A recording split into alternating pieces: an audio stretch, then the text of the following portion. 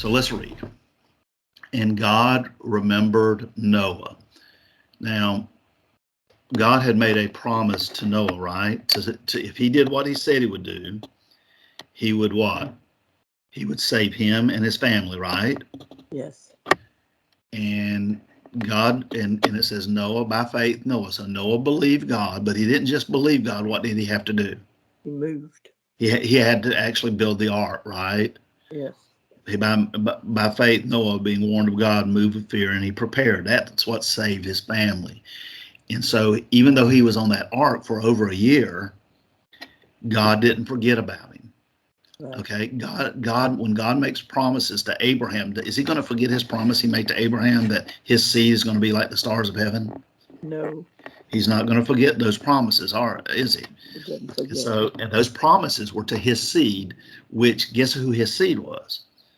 Abraham begat Isaac, and Isaac begat Jacob. Jacob is Israel. Right. And Israel begat the 12 sons, and one of those sons was Judah. And that son Judah, that's where Christ came from. He came from the tribe of Judah. God is not going to forget the Israelites. So let me show you a couple things real quick. He says, now this is talking about the kingdom, when the kingdom gets here, right? Yes. He says, the wolf also shall dwell with the lamb, and the leopard shall lie down with the kid, and the calf and the young lion and the fatling together, and a little child shall lead them. And the cow and the bear shall feed, their young ones shall lie down together. And look what it says, the lion shall eat what? Strong. That's the kingdom. That's after Christ comes back and he restores the earth. And he says, the suckling child shall play on the hole of the asp, and the weaned child shall put his hand on the cockatrice den. They shall not hurt nor destroy in all my holy mountain. For the earth shall be full of the knowledge of the Lord, as the waters cover the sea. Now, he says, in that day, there shall be a root of Jesse. We know who that is. That's Christ. Yes. Which shall stand up for an instant of the people. To it shall the Gentiles seek. And you know what? His rest, that kingdom, the millennial kingdom is called the rest. His rest shall be glorious. And it shall come to pass in that day. Okay, so right before this kingdom gets ready to start, the Lord's going to do something, okay?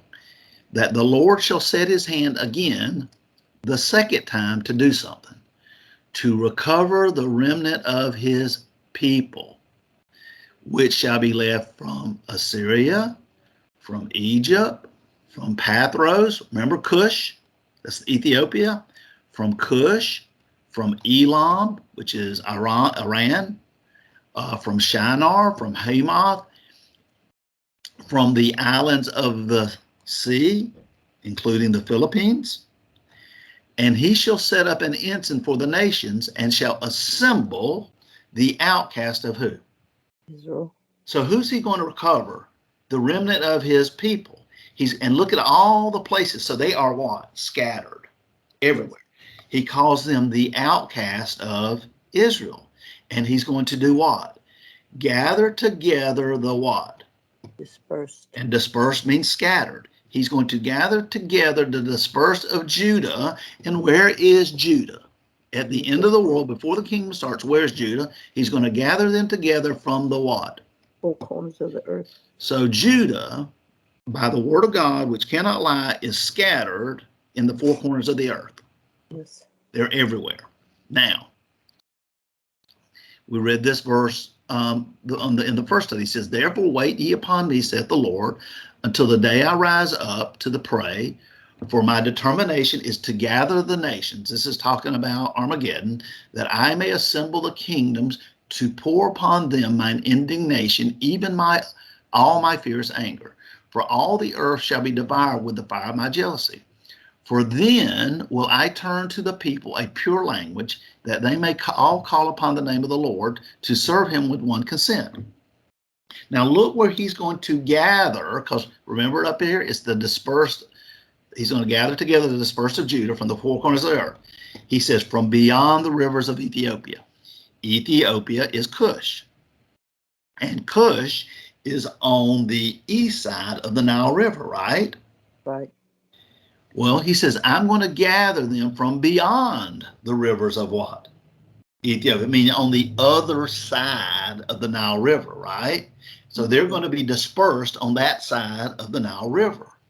Uh-huh. Even my daughter of my dispersed. And now we're going to go through this story one more time, and I'm going to show you what's going to be the end of this. So Israel rebelled against the house of David. That's Judah, right? David is from Judah.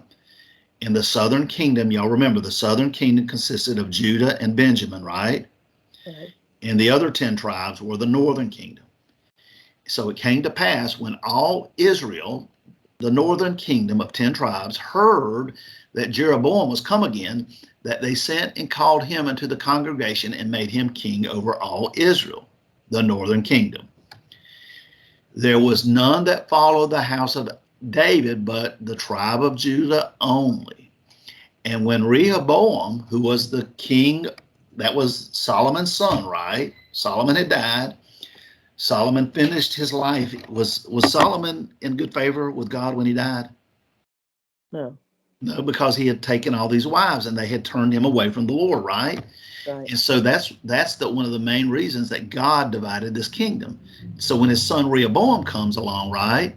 So when Rehoboam was come to Jerusalem, he assembled all the house of Judah with the tribe of Benjamin. This is the southern kingdom, 180,000 chosen men, which were warriors to fight against the house of Israel, the northern kingdom, or the 10 tribes.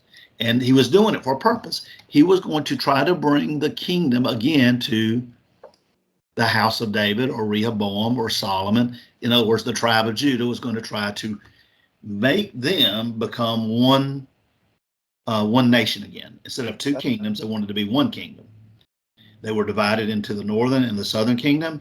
And Israel at the time of Solomon and at the time of David was what? One kingdom. Right. He says, so Rehoboam was going to take all these men and try to force Jeroboam and the northern kingdom of 10 tribes to come back to the house of David. But the word of God came to Shemaiah, the man of God, saying, speak unto Rehoboam, the son of Solomon, king of Judah, and unto all the house of Judah and Benjamin, and to the remnant of the people, saying, thus saith the Lord, you shall not go up nor fight against your brethren, the children of Israel. So I don't want you going up and fighting with the 10 tribes, the northern kingdom, right? He says, return every man to his house. For this split between the northern and southern kingdom, guess what? That thing is from who? God. It's from me. I'm splitting them.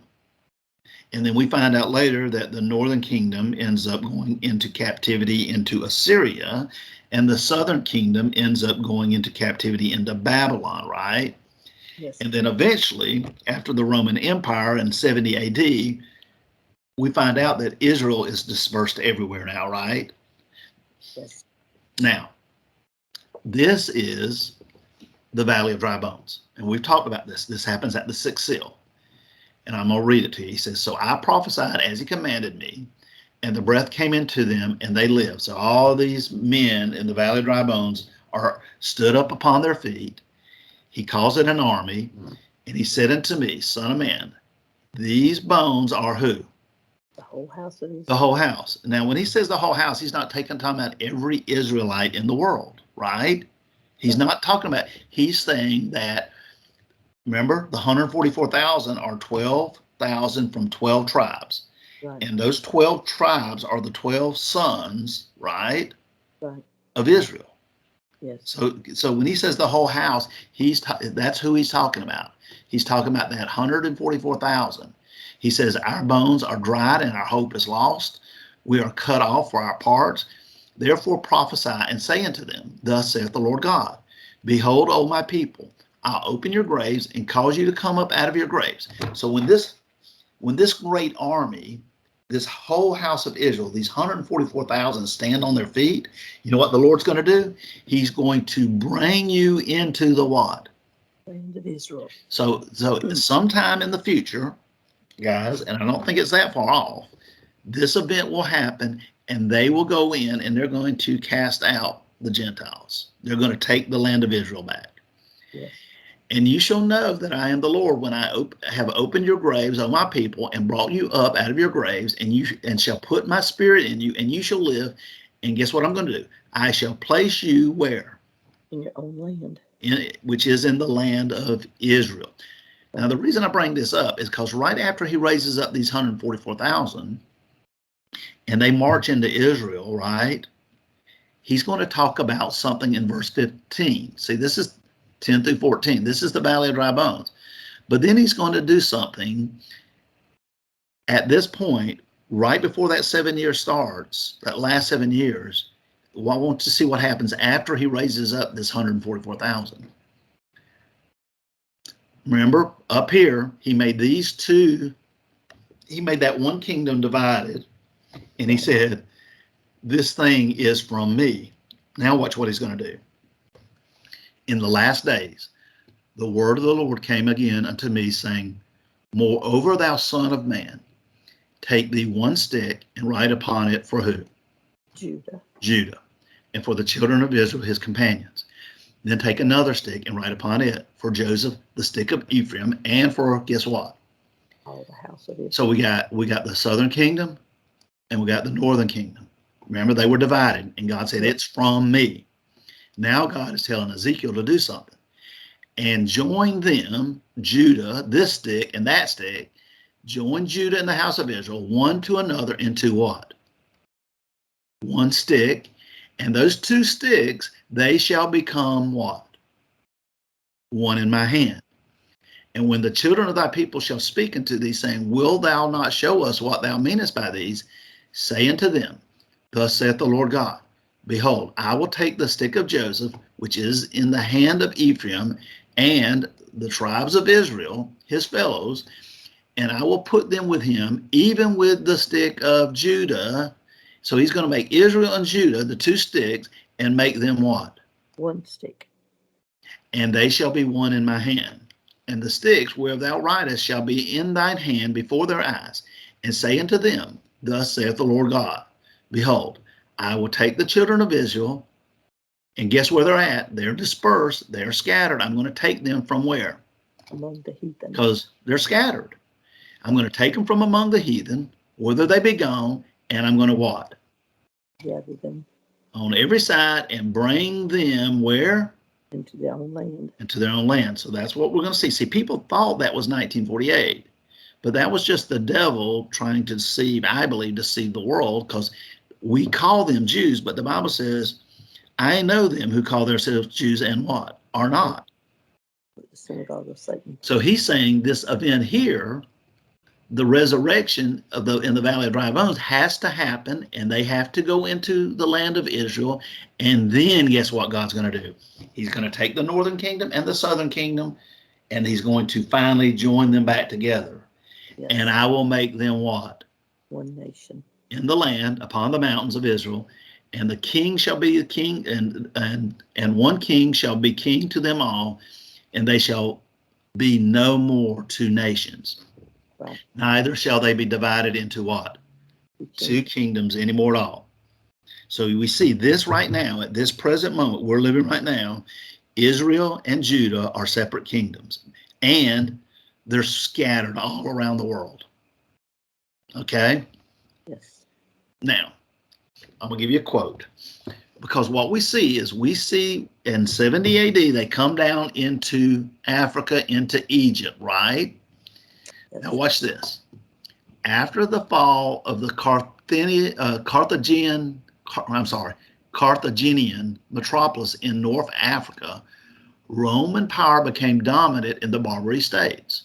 The pagans and the Romans attacked the Jews indiscriminately, both the Jewish soldiers and the uninvolved population. As a result of the merciless attack, many Jews fled to those parts of, guess where? Northwest Africa, known as Tunisia, Algeria, Morocco, and Mauritania. Many other Jews fled to the areas where Rome did not have any jurisdiction. This was to the region of the south. And now he's going to give you the names because these are in the northwest. These are the regions to the south, the Sahara Desert and the Sudan. Okay, I'm going to show you this in just a second.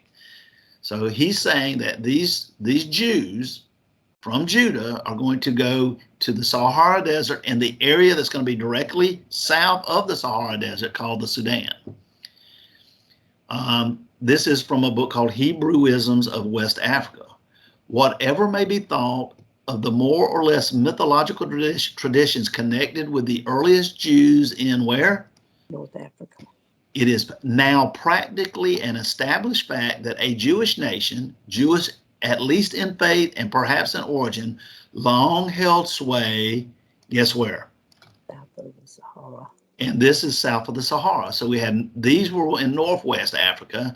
Then you had the south of the Sahara Desert, which is south of that, and south of that was called the Sudan, right? Right. And this is where he's saying that the Jews were living, was south of the Sahara. We're gonna show you in a minute and prove to you that's true.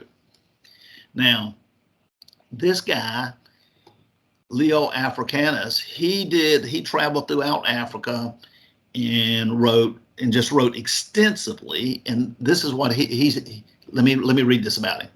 He traveled extensively in Africa. Guess where? The Sahara. Where he encountered, look what it says, innumerable black African what? Jewish communities. Leon later converted to Catholicism, but remained interested in Jewish communities he encountered throughout his travels where? West Africa. West Africa, not East Africa, because Egypt, where they first came into Egypt after 70 AD, Egypt's in East Africa. Remember, he said he's going to gather his dispersed, right, on the other side of the rivers, which is the Nile River. And that's what Leon Africanus says. Howbeit, they say that upon Nilus, that's the Nile River, do inhabit two great and populous nations. One of the Jews toward the what? West. Toward the west. So here's what he's saying. Here's the land of Cush. Here's Egypt up here. Here's the Cushites, right? Here's the Nile River. And he's saying to the west, right? Here's the Northwest Africa we were talking about. And south of Northwest Africa is what? Sahara Desert. Sahara Desert. And below that is Sudan, right? Right. And so let me give you another map. Here it is again. The Sahara Desert is right here. And right here is what we call is Sudan, or another name that it was known by, and John and Love, y'all might recognize this. You can tell me if you want to. Is called Nagritia or Nagridia or something like that, right? Can y'all see them? Hey, John, turn on your microphone for a second. Let me know when you're done. Okay, so y'all recognize that word? What does it mean? Negroes, black. Migration. Huh? Sudan or migration. Okay, what does that mean in the Philippines? Black people. Okay, black people. That's all I wanted you to say. So that word, Sudan or Nigretia, means black people. Okay? Now the thing is the Hamites were all in this part, North Africa, right? But they weren't south of the Sahara. Now I'm going to show you this here in a second. Watch this. Let me give you another map. So you see right here, here's the Sahara Desert, and below that is Sudan or Nigretia, right? Right. All right. Now, Ibn Khaldun, he lived in the 13th century. He was a respected authority on Berber history, testified about, guess what? The black Jews of Western Sudan, right? So he's saying that the black people that lived in Sudan here, or Nigretia, that they were what? Jews. He says the famous Muslim geographer al-Idrisi, born in Ceuta, Spain in the 12th century, wrote extensively about, guess what? Jewish Negroes in where? Western Sudan. Now, I want you to understand something, and I may include this when I put this online. I have a couple videos I'll probably put with this to add to the study. But that word Sudan, right? It was known, it's spelled this way now, but it used to be spelled this way, Sudan, right? S-O-U, right. You can see it up here, right? S-O-U-D-A-N. But it was commonly called, before Sudan, Juda, okay? Now, what I want you to understand, that means something. That word so, you know what it means? The land of. And do you know what Judah means? Right there. Judah means Judah. So that word Sudan right here means the land of Judah. Now, that's important. Remember this. This is Zondervan Bible Dictionary. This was written by so-called scholars, white men, educated, and this is what they say about Ham. The youngest son of Noah, born probably about 96 years before the flood, and one of 8 persons to live through the flood. He, Ham, became the progenitor of what? The dark races. Not the Negroes. The Shemites, the Japheth, he's the progenitor of the Gentiles. It's where most of the white people come from, is Japheth. But guess what?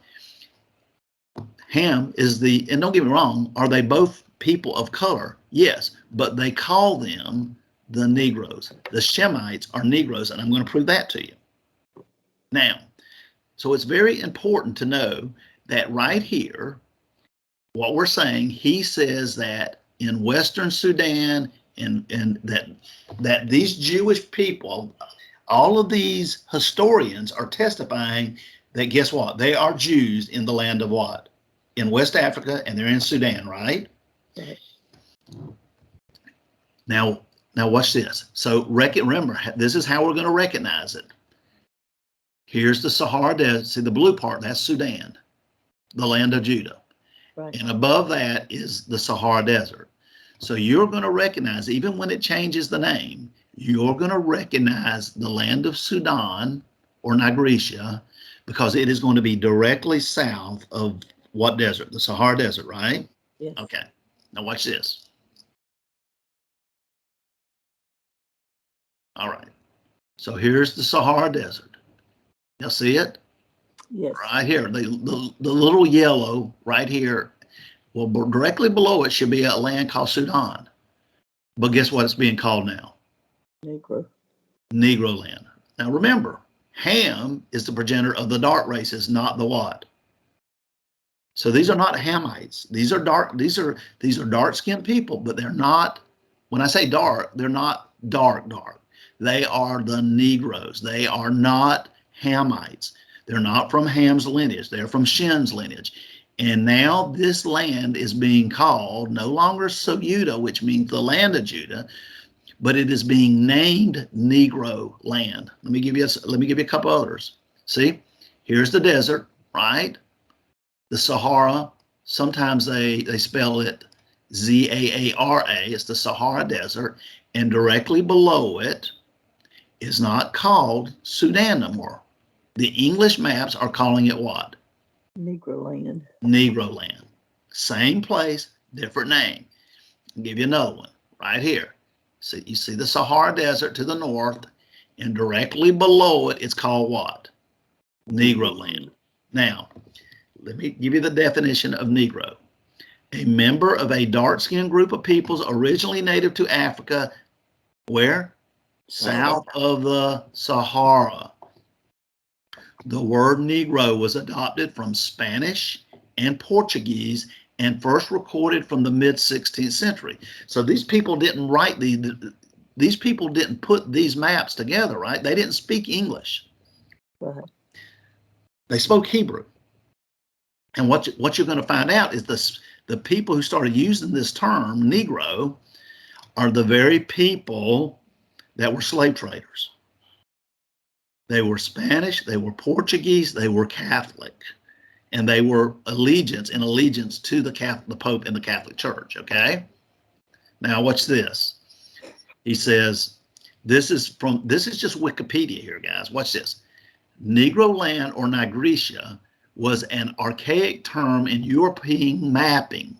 Notice that. That's who made the maps. Okay, describing the inland and poorly explored region in West Africa as an area populated with Negro people. Right. This area comprised at least the western part of the region called Sudan or Sudan. The term is probably a direct translation of the Arabic term Balad el Sudan, meaning, guess what? Land of the blacks. Land of the blacks, corresponding to about the same area. There were various kinds of people in the area. What? Including the Jews. Including the Jews. These are not my words, guys. These are historical documents. He says, Negro land represented the area between the region of Guinea, right? That would be, in other words, that's south of Negro land, and Zara, or the desert, which means the Sahara Desert. So this area, Negro land, was to the north was the Sahara Desert, and to the south was a land called Guinea, right? Yes. Guinea, not to be confused with the modern country, then referred to the south-facing coast of West Africa. So when you look at the western coast of Africa, right? Here's the Horn. See, here's the Sahara to the north. Here's Negro land, used to be Sudan, and then here's the south. This was the south part of Negro land, south of the part south of Negro land was called Guinea. Okay, now I didn't just confuse y'all, did I? No. Okay, so now look what it says. So Guinea, not to be confused with the modern country, then referred to the south-facing coast of West Africa and the land stretching upriver from there. Herman Moll's 1727 map labels these, okay, the south-facing coast, the grain coast, the what? Slave coast. And the Gold Coast. Negro land was the territory to the north of this. In other words, Guinea, the south, the slave coast, the grain coast, and the Gold Coast. Just north of that was where Negro land was, right? Yeah. Now look what it says. Along the east-west axis of, guess what? The Niger River. This is where that byword that black people would come to be known by. That's where the word originated, because the land of Niger was just west, and the Niger River ran through that area down to the this area just south of Negro land. So, do y'all understand that? Yes. Okay. Right. So now we're going to look. Say, because here it is. Mark, So yeah. so Guinea on the map there is not the same place as Guinea and New Guinea? No, that's a modern country. This was Okay. area. This area was known as Guinea, Okay. but it's not New Guinea. No, that's over like in Australia area, Right. Philippines, over in Southeast Asia area. No, Right. this was known as Guinea. Okay, Okay. and it consisted of what we call the Grain Coast, the Slave Coast, and the Gold Coast, right? Right. And so what happens was these people, many of these people, people from Judah who had settled in what was called Juda, what was called Negro land, began to migrate down southward toward the coast. Okay, so you had a lot of Judah. So remember, what's the entire point of this? What happened to Judah after 70 AD? They come down into Africa, into Egypt, right? Yes. They migrate to the west. They settle in this land called Juda, the land of Judah, which becomes Negro land. They even begin to migrate down to Guinea on the coast, right? Right. Which is known as, one of them is known as the Slave Coast, right? Yes. So when you look at this map here, you don't really notice too much about it other than you see Tooth Coast, Gold Coast, Slave Coast. But when you start to zoom in, and remember, these were made by the Portuguese, the Spanish, the English slave traders. Uh-huh. When you start to focus in on the Slave Coast and you look directly above where it says Slave Coast, you're going to see something. Matter of fact, I'll zoom in a little bit more. Judah. What does that say? Kingdom of Judah. Judah.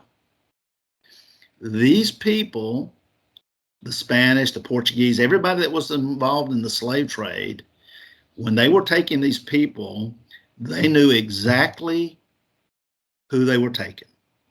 They weren't taking Hamites. They were taking Shemites. They were taking Israelites from the kingdom of Judah, okay? Now watch this. He says, because this land was known as Juda too, right? Now, Juda had a lot of different terms. Bida, Judah, Wida. Yes, here's one of them, Judah or a Judah. And remember, right here it is, Juda on the map, and it's also known as Judah, is an ancient city frequented since the 16th century by, guess who? Portuguese slave traders who gave it its name. Its inhabitants were said what? Judaic, and were viewed as a remnant of the scattered tribes of Israel. That is from Press and Magazine's Bulletin Language, the Society of Geography. Let me give you another quote. Between June 1719, this is from a book called Creole New Orleans, Race and Americanization. He said between June 1719 and January 1731, 16 slave trading ships arrived in Louisiana from the Senegal region. 6 ships came from Judah or Juda, a slave trading post.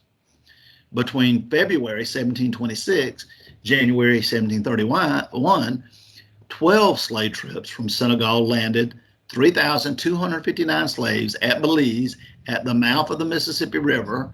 During the same period, one ship from Judah landed 464 slaves at the same port.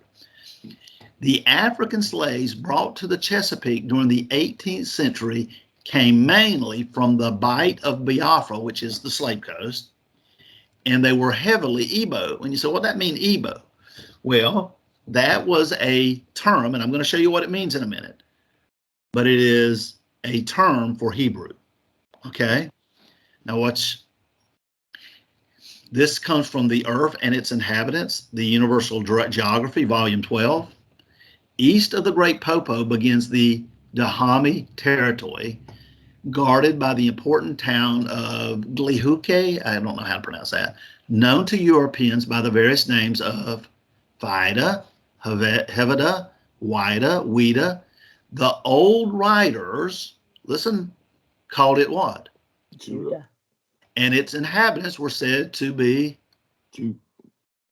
During the flourishing days of the slave trade, from 16 to 18,000 were annually transported from Juda, as the Portuguese called this place, which at that time had a population of 35,000. A part of the local trade is in the hands of the Mavombas, a people of great and solemn aspect with intelligent eyes, straight or even aquiline nose, whose pronounced, that's what it says, whose pronounced Semitic type has earned for them the Portuguese designation of Judea Praetos, or Black Jews. see, the Portuguese and the Spaniards who were doing this slave trade, they knew who they were. Their maps prove they knew who they were. Their writings prove they knew who they were. What's that word? Now look at that term. Remember what I told you up here. He said the African slaves brought to the Chesapeake during the 18th century came mainly from the Bight of Biafra and were heavily Igbo. Now watch this. This is called Igbos, Hebrew exiles from, oops, let me fix that, Israel. He says the first British explorers who met the Igbos of Nigeria were quick to identify them as a branch of what? This is a very reputable, Baston was a very reputable man, historical, he wrote this book in 1938. He's saying the Igbos of Nigeria were identified as Hebrews, and so simply referred to them as Hebrews. Here's some of the names. Hebos, Igbos, and later what? There it is. Igbos. Remember? The African slaves brought to the Chesapeake during the 18th century came mainly from the Bight of Biafra and were heavily Igbos, which were they were recognized as what? Hebrews. But during the time of the first documentation of the history of the Igbos, the early Igbos, who knew very little or what? No English. They spoke Hebrew. Of course they didn't know English. Of course they didn't write the slave trade maps. Guess who wrote the maps? Guess who drew up the maps? The people who were the slave traders. Right. Following the pronunciation of the new version, their original name by the colonial master deviated from the name Evite Aguilero from Evrite, Ephite, or Ehite, and began to use the popular new and foreign language of the colonialist. Whoops. I told you I was in a hurry this morning. So referred to themselves as Hebos. So after a while, so they could basically communicate with the colonialists, right? They accepted the name as what? Being called Hebos or Ebos, right? And you know what Hebo was? Hebrews. A corruption of Hebrew, or they accepted to be called Hebo, Ebo, or Ebo as a way of associating themselves with the emergent new culture of the colonial masters. So when you see that, they were mostly Ebos.